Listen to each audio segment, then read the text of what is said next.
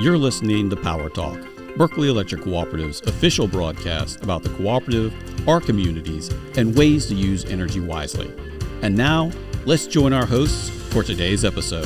Hello, and welcome to Power Talk. This is Micah Ponce, the communications guy with Berkeley Electric Cooperative, and I'm going to be one of your hosts today for the episode. So I'm joined today by Miss Libby Roerig, our marketing and communications director, and the lady who has one of the best laughs in the Low Country.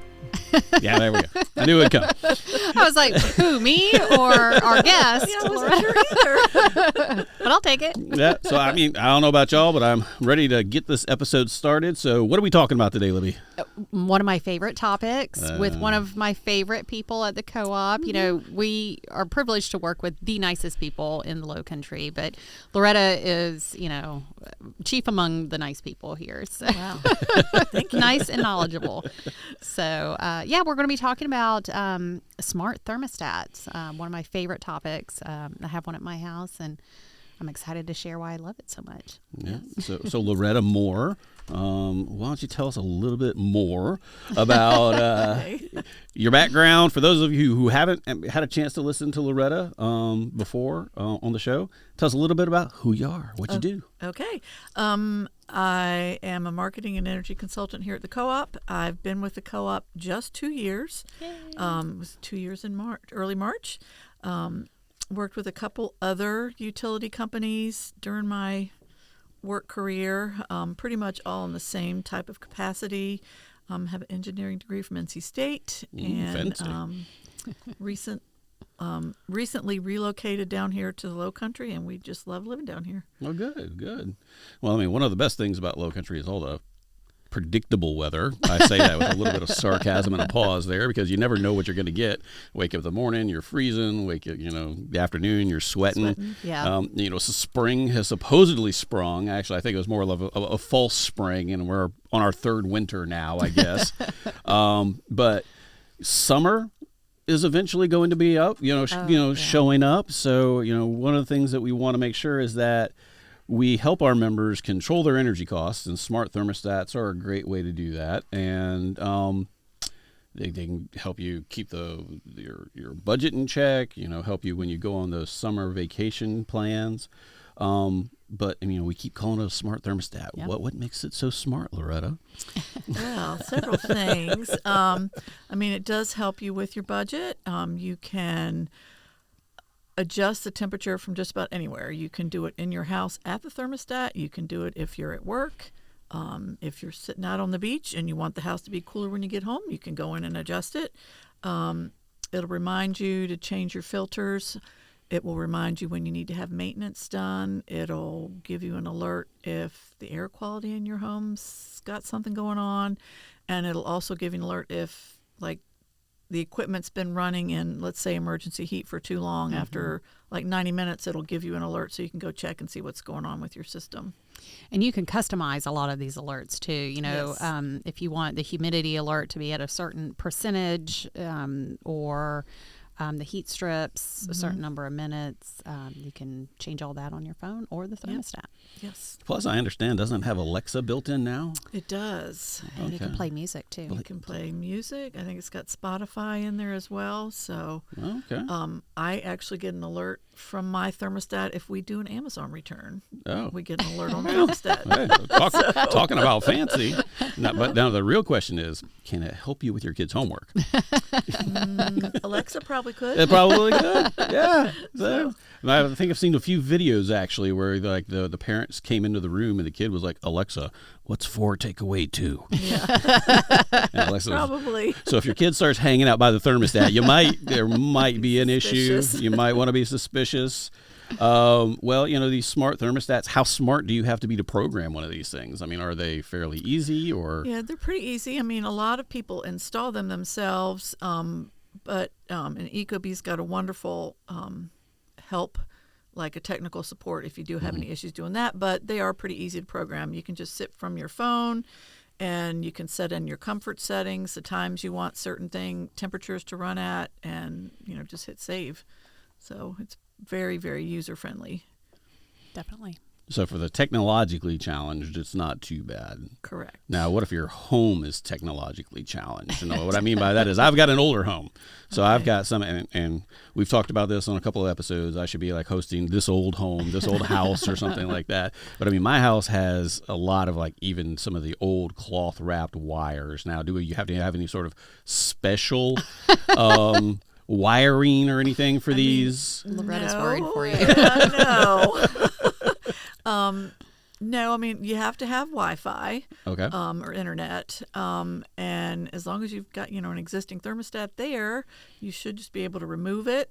And then this one should go right back in the place of that one. So, And Loretta, if you don't have a smartphone, say maybe you're still in the flip phone technology, you're not super phone knowledgeable, you can operate everything from the thermostat itself, right? yes, you can. Everything's on there. I mean, it's kind of similar to if you had your phone in front of you, but you just, tap on the screen and pull things up, and it's pretty user-friendly. Yeah. Plus, it'll help you get your steps in if you just get up off the couch and walk over to to the the thermostat. Like I'm part of the slide thermostat gang. I'm not all fancy like Oh my goodness. like Libby over there with her Ecobee. Do you have to have the knob on your TV and it clicks to the three That's channels? why I had a child. That's what my parents had a child for, so I could get up and go change the channel for them. and you did the So same. now, so I have a child. Actually, I don't know why I have a child because she always loses the remote. So then then it You becomes, have to get up and then turn I it. have to get up and turn it. So I mean, it's kind of backfired on me. So I don't know, but it's all good. It's all good.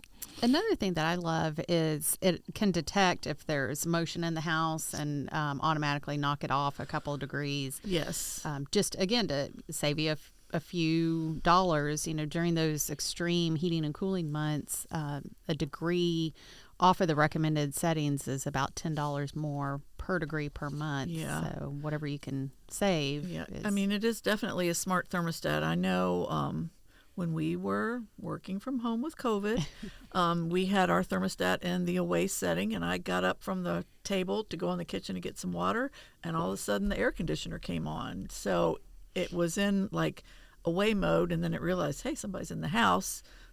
So I just pulled the app up on my phone and said, go back to away mode, and it cut back off. So it does have that extra sensor in there. And we've got two different thermostats, one for the downstairs and one for the upstairs. So if we're having movie night, Friday night, and it's wintertime or whatever, the downstairs will be at a different temperature because there's no activity than the upstairs. So. Yeah. So, I mean, we do recommend, if you've got two thermostats, usually the one downstairs in the winter is going to be set different than upstairs just because the heat rises. Sure. So, and reverse in the summer.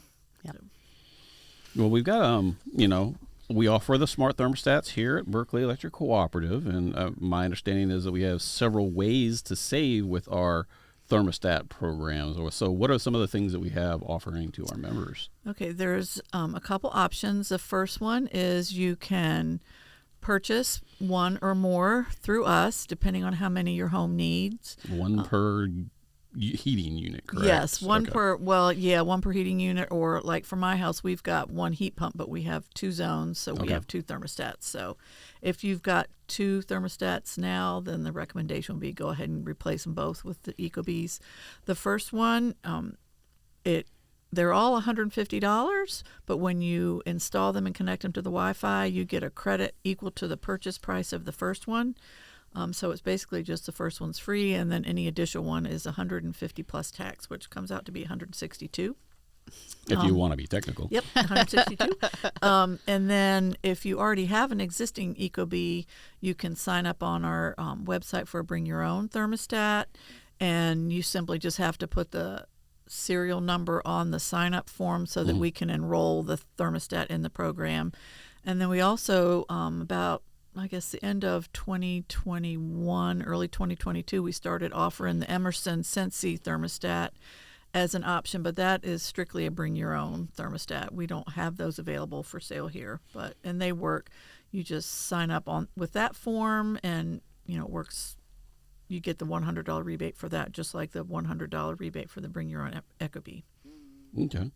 Well, I mean, and then if we say it's a smart thermostat program, so I mean, Beyond the $150 initial rebate, my understanding is you might be able to get a little bit more money if you continue to participate. Is that Wait, correct? there's more. Yeah, so Yes, there's we more. do. Yeah. So each year, by participating in the program, you're eligible for $50 credit on your account, and we actually are in the process of looking at the folks that participated in 2022 and getting ready to roll those credits out here in the next couple weeks. It does enroll you in our we call them ecobee event programs, where when we have a peak on our system projected, they will slightly adjust the thermostat, and by participating in 60% of those, that's where you get the $50 rebate from. Okay. So. All right. Well, I mean, and at $150, I mean, that we're selling them for, that's actually a savings for what you can buy it in the store. Yeah. Somewhere around at least $50 or so, Yeah, if not most more. of the ones that the model we have now, when I looked it up last on both Emerson and on Amazon, they're $250. Okay. Wow. So it's about $100 savings. And I mean, from what my understanding too, talking about the internet, I did a little research to prepare for this show. Imagine that. But no, I was seeing that the one that we sell, which is the ecobee Smart Thermostat Premium, Yes. correct? That actually comes with more built-in features than the Nest. I mean, the Nest is, everybody knows the Nest thermostat. That's the original smart thermostat, and it's still leading the market. But in terms of what all the things that you get, I mean, you get the built-in speaker, you get the built-in air quality pollution monitor, and it comes with the remote sensor that you were talking about earlier. Yes, yes. So all of that is what you get when you sign up and buy one of the thermostats from us. Yes, yeah, and I guess the ecobee comes with the remote sensor, which we call the mini bee, which you can put in a room that may be traditionally colder in the winter or hotter in the summer, like my house. It's in their bedroom over the garage because it's always cold in the winter and hot in the summer. So it does send the temperature information back to the heat pump, or the base ecobee, so that our heat pump may come on a little more upstairs just to keep that room more comfortable. Okay. And once they buy them, do we mail them to them? Do they stop by and pick them up? How does that work? So you have to sign up online. There's a form, and then I get a copy of the form, and based on where the member lives, then we get the thermostat to the district office that's closest to them. So, and then usually if it's in the Goose Creek, Monk's Corner area, it's usually like a day or so to get it there. It takes a little bit longer, a couple of days to get it to the Johns Island or the Allendale offices. And then I'll let the member know, hey, your thermostat's ready for pickup after such and such a time at this location. And they just go pick them up. They don't have to pay anything when they pick them up. They just come into the office or go to the drive-through window and say, hey, I'm here to get my thermostats. Oh, it's pretty drive-up service. I Yeah. like it. pretty easy. Concierge service. And all the billing part happens on their electric bills, so Yes. there's no Yes. check exchange or anything. Yeah, they don't have to, make sure they have money to pay for that extra one when they come in. It's just all done on the utility bill.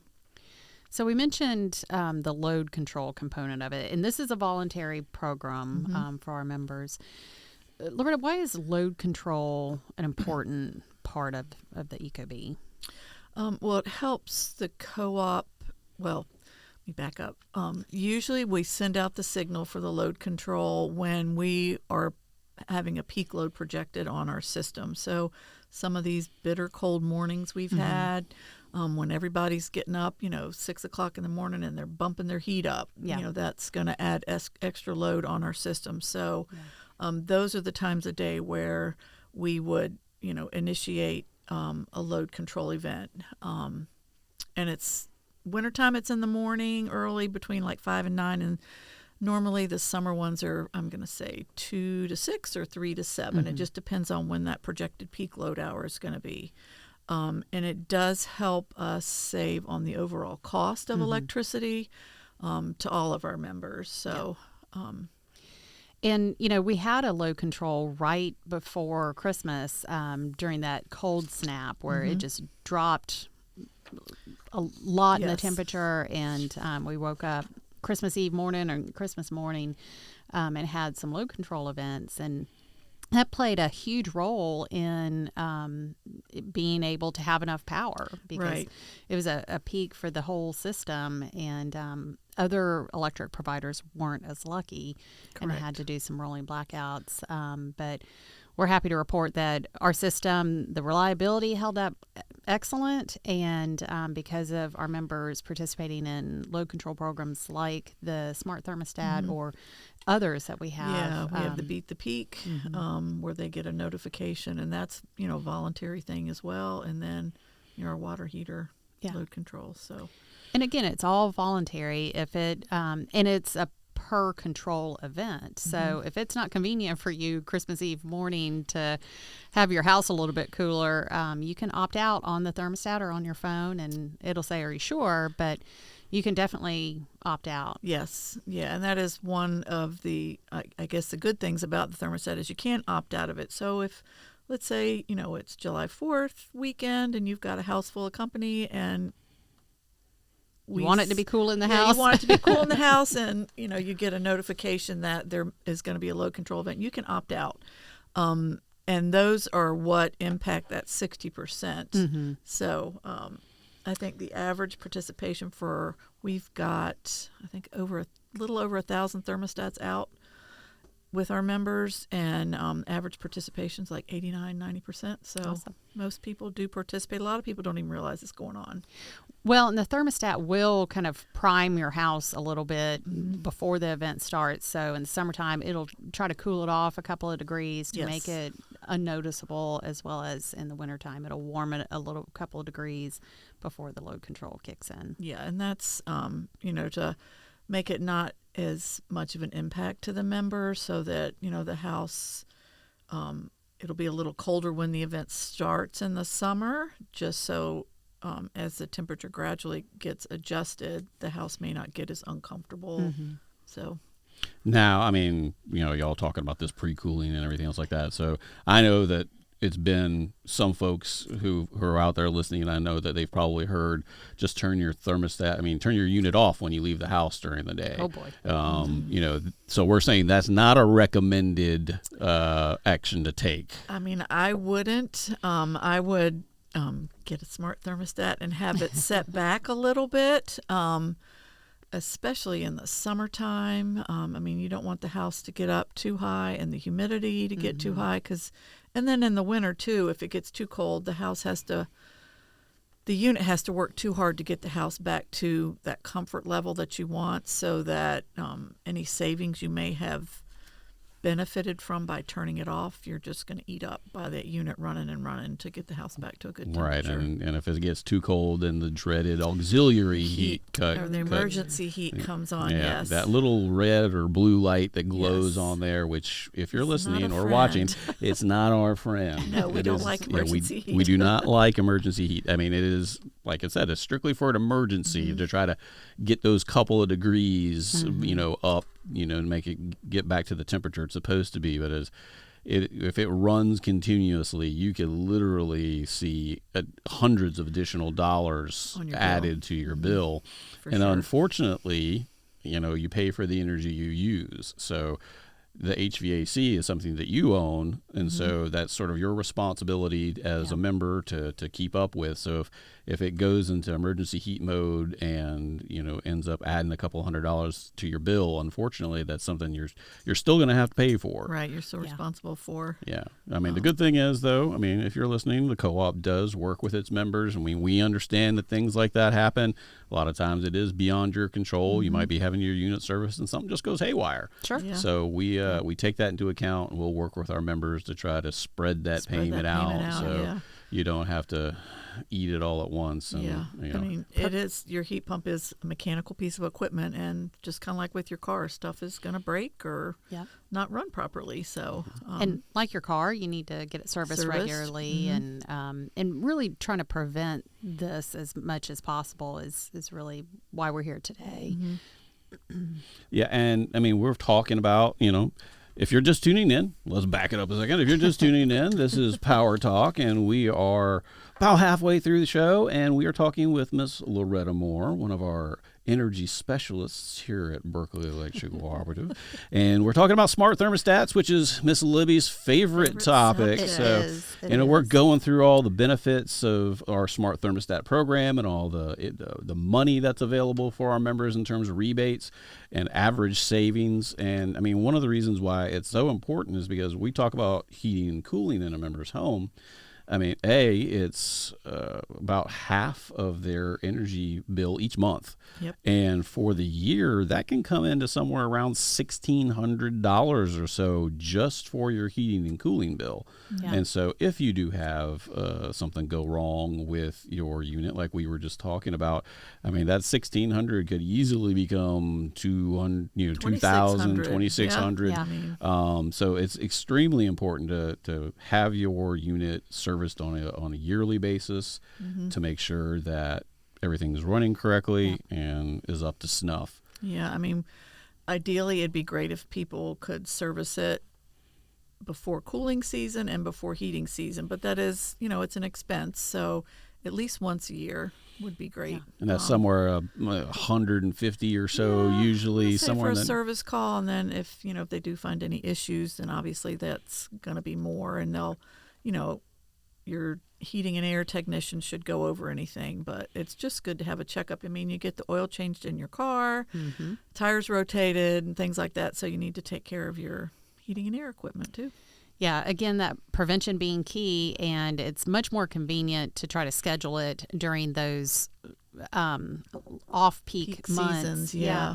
Because your heating and cooling costs are going to be less then. So if you're looking at budgeting, you might be able to afford $100, $150 during March or April, but not so much in August or September. Yeah, and also most of the contractors, it's a little slower for them during the off-peak times. So it, as luck would have it, if your air dies in the middle of summer, it's 90 degrees. You're probably not the only one, and those contractors are going to be backed up. So just kind of. And unfortunately, that is the most likely time because your unit's under working hard, trying to keep up with that South Carolina sun and heat and humidity. So it's definitely something that needs to be taken into account. But I mean, we're talking about smart thermostats, and one of the other things though that we need to talk about is that's just one part of the equation when it comes to heating and air and saving money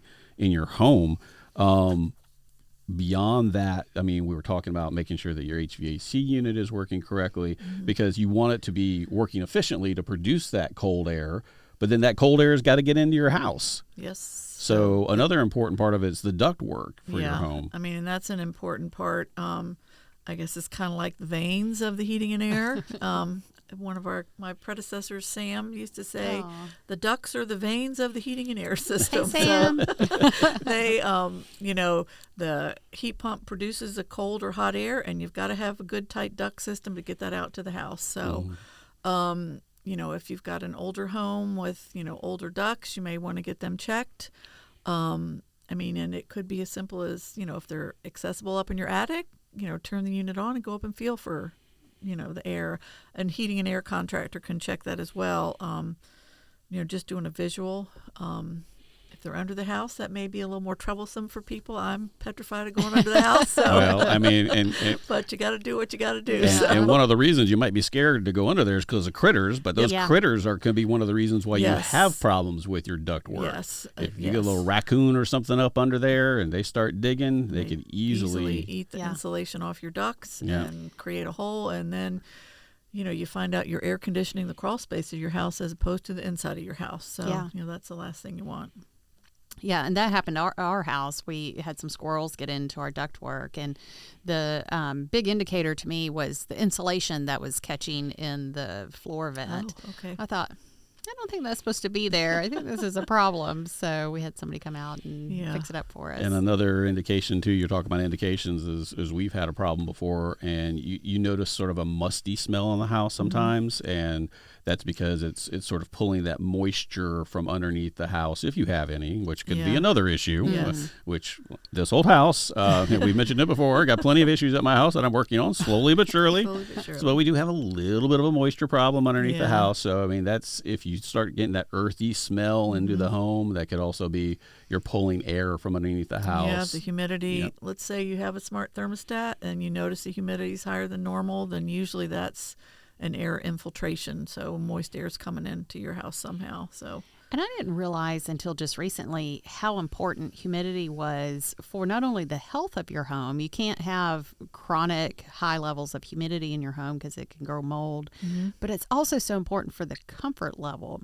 The Yes. more humid it is in your home, even if it's set at 75 degrees, you may not be as comfortable as if Correct. the humidity were lower. yeah, so I mean, usually, if someone's got humidity levels over like 60, 65%, I would say check into that. I did have a member, they were doing their due diligence, bumping their thermostat up to like 80, and we walked in the house and it just smelled musty. And she said, our bill's great. And I said, but you need to run that Yeah, system run to more get it to often. pull the humidity out of your home so you don't get the mold. So Yeah. that's important. Well, and then we've got your smart thermostat. That's important. We're talking about making sure that your HVAC unit is up to snuff and working properly, and that the air is actually getting into your home. But then the final step is that we got to make sure that the air stays in your home. Yes. So if you've got a lot of air leaks or infiltration, you could be pumping all that cold air into your house, and then it just leaks right Leaks back out. Back out. Yep. Yep. If you've got gaps around your door where you can see the sunlight coming in, that air is going right out.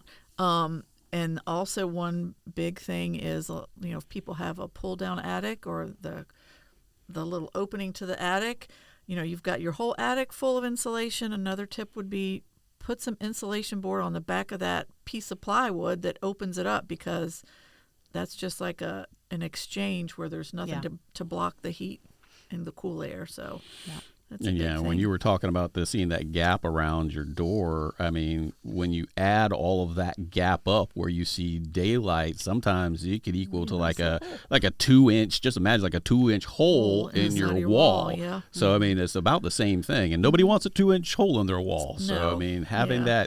the daylight shining through, or the other thing is too, is if you can hold your hand up a lot of times near a window or near a door, and if you feel that cold air movement on your palm of your hand, that's a simple, easy way that anybody can just go around walking up to your house and check the different doors, check the other openings. And then sometimes there's even hidden openings that you may not be aware of, like under the sink, Yes. or like wherever you have plumbing. Where your plumbing goes to comes- the exterior wall. That's a lot of.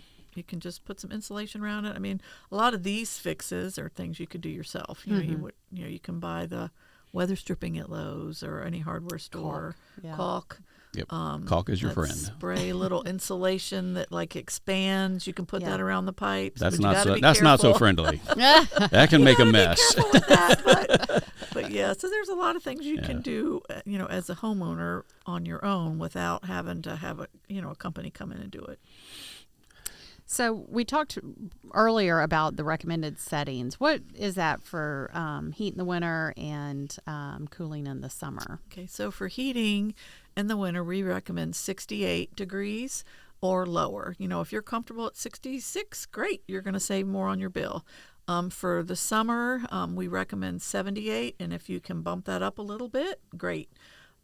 It's all a matter of personal comfort, so just realize if you warm it up in the winter or cool it down in the summer, you're paying for your comfort. So, you're going to have more utility bill for that usage. On average, every degree away from that recommended settings, about $10 $10 a extra month. a degree a month. So, but again, in the summertime, keeping an eye on that humidity level. You It's don't important. want to have it set at 82, but the system's never running and you're growing mold everywhere. Yeah, you don't want that. Yeah, and we've mentioned a lot of these things that you can do for yourself. But if you feel a little overwhelmed or it might be too much for you to take on, We do offer energy audits here at Yes, we Berkeley do. Electric Cooperative, and that's a free value to our members. I mean, it can save you maybe $250 sometimes, depending on the type of thing.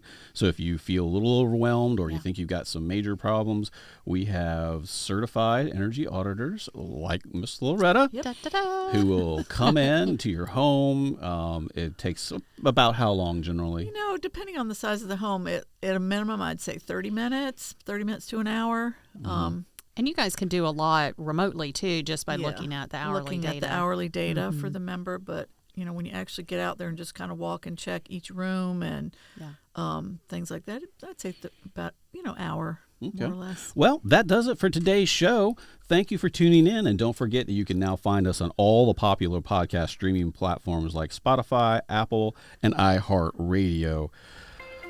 You can also get a behind-the-scenes look at each episode on the Cooperative's YouTube channel. So next time, this has been the Communications Guy with another edition of Berkeley Electric's Power Talk.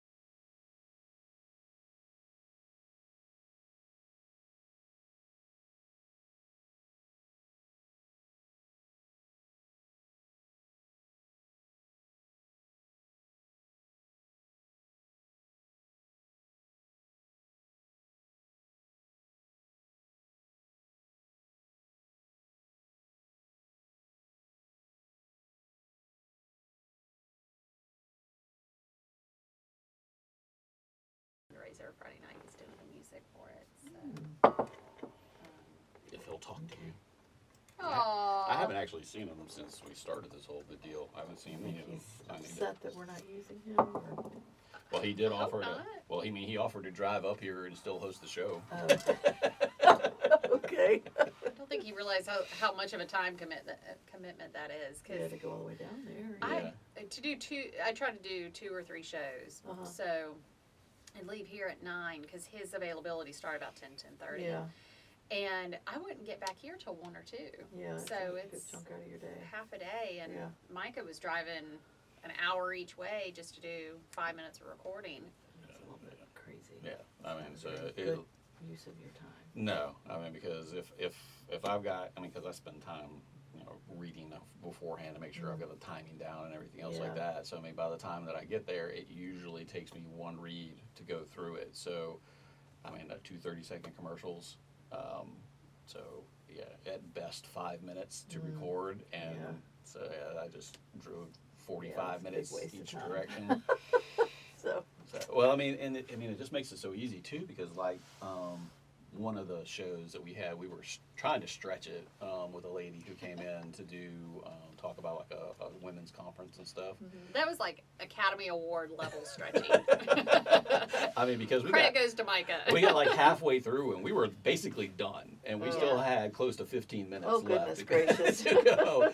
And then it finally got into the end, and then I was like wrapping it up, and I just realized, oh crap, I wrapped it up too soon. And then I had like 30 seconds of dead air that I needed to fill, because it has to be 30 minutes long for the radio show. So I mean, I just came back in here and wrote a little piece and recorded it and stuck it on the end, and you'd never know, except for of course the the camera part, but the camera part doesn't matter. Because on YouTube is as long as it is. Right. So I mean, I can cut it off there, not a problem, and then just walk back in here, record it 30 seconds, stick it on the end, and I'm good to go. So, well, thank you for making the trip up again, but now you're an official part of the Power Talk. I'm going to tell Josh I got my coffee mug. Yes. It's a nice big one too. Oh, it's tall. Yeah, it actually makes it look, when I do the coffee in the morning now, I was using like a little Yeti, highball glass, and it would come almost all the way to the top. I put it in here, I'm like, where's the coffee?